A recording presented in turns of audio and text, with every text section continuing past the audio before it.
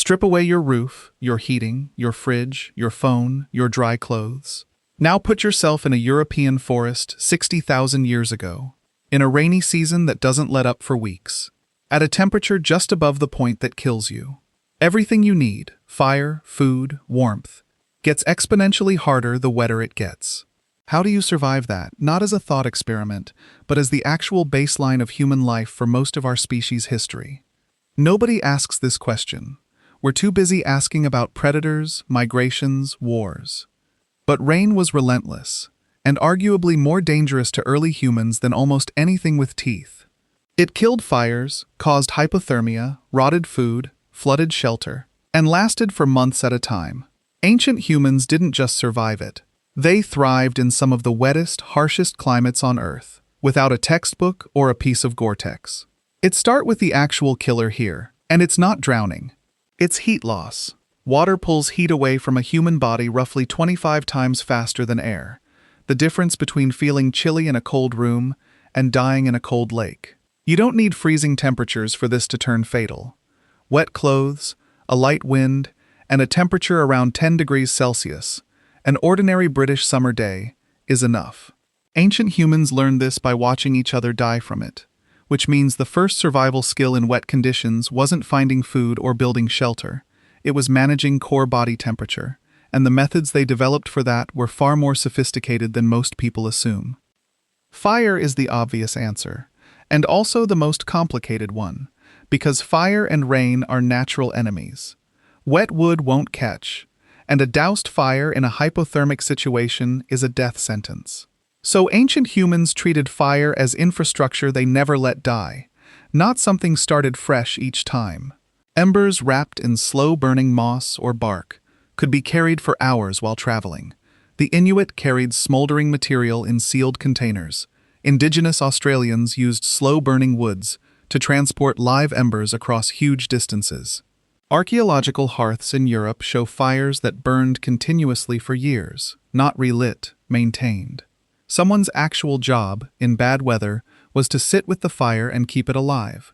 One of the earliest divisions of labor visible in the archaeological record, before tool-making or hunting specialists ever existed.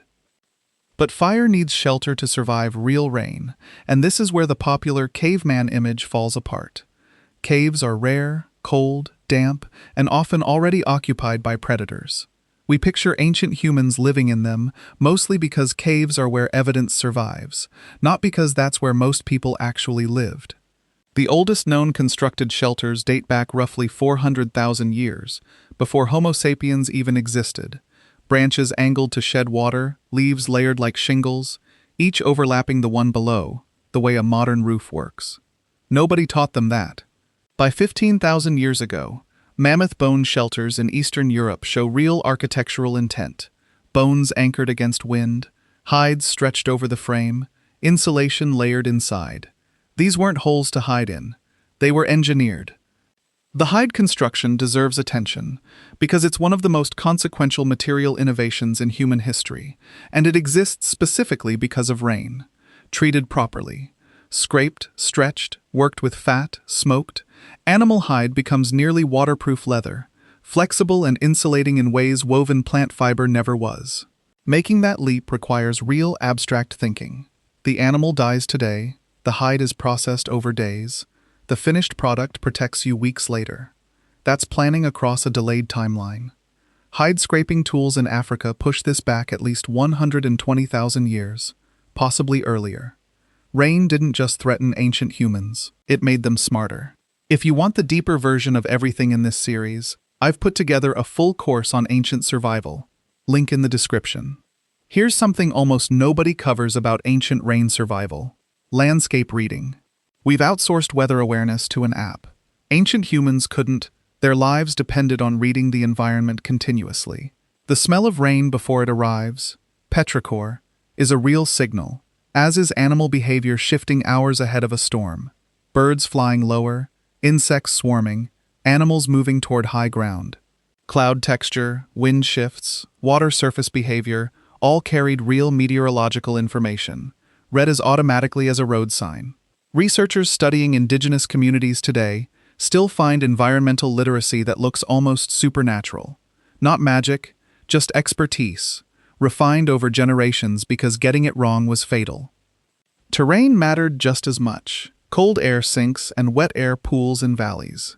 Camping on a slight rise versus a hollow is the gap between waking up damp and waking in standing water. South-facing slopes dry faster. Dense canopy intercepts real rainfall before it hits the ground. Natural rock overhangs, used across every inhabited continent, weren't a fallback from an inability to build. They were a head start that saved hours of construction. This knowledge wasn't rediscovered each generation. Groups returned to the same proven shelter spots for thousands of years, visible in layers of ash and artifact stacked at the same locations. The body itself adapted too.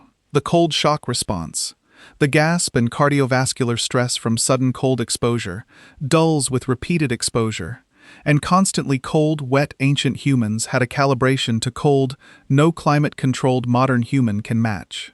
Hunter-gatherer populations in cold, wet climates also show real metabolic differences. Higher cold weather resting rates, more efficient heat generation from brown fat, partly genetic, partly just what any body does under sustained demand. They weren't different humans, they were trained humans. None of this worked alone.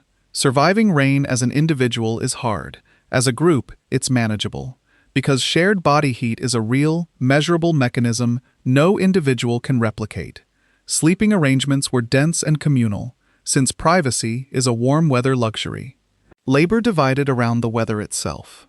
Younger, stronger individuals gathered and maintained. Older, experienced individuals made calls about shelter and movement. Children stayed protected at the center. The lone survivor against the elements image is mostly modern fiction. Over a real rainy season, humans survive as groups. Knowledge moved the same way. The fire-carrying technique, the hide waterproofing method, none of it reinvented each generation. All of it taught directly. Losing an elder meant losing irreplaceable knowledge, likely part of why care for older, non-reproductive individuals shows up surprisingly early in the archaeological record. Not abstract kindness, but preservation of the group's survival knowledge. Food didn't pause for rain. Sustained wet weather made animals harder to track, and buried plant foods under mud, while cold raised caloric demand exactly when food got scarcer. Ancient humans managed it through deliberate storage. Nuts, dried meat, preserved fish, kept elevated away from moisture. Real foresight, not instinct. They also shifted targets opportunistically. Earthworms after heavy rain, fish moving during flooding, mushrooms fruiting in wet conditions.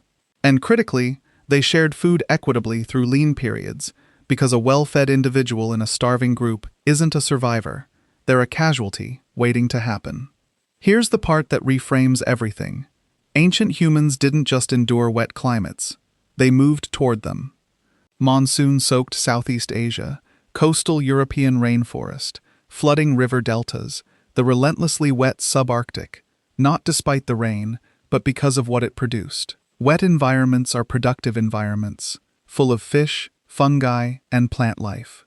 The same rain that made survival hard also made the food supply rich. Every technology we use to manage rain today, Gore-Tex, insulated walls, drainage that moves water before we notice it's raining, is downstream of someone, long ago, on a cold, wet night, figuring out that water runs downhill, smoke keeps a shelter dry, animal fat makes leather waterproof, and staying close to other warm bodies is the difference between morning and not. That's not primitive survival. That's the foundation everything else was built on.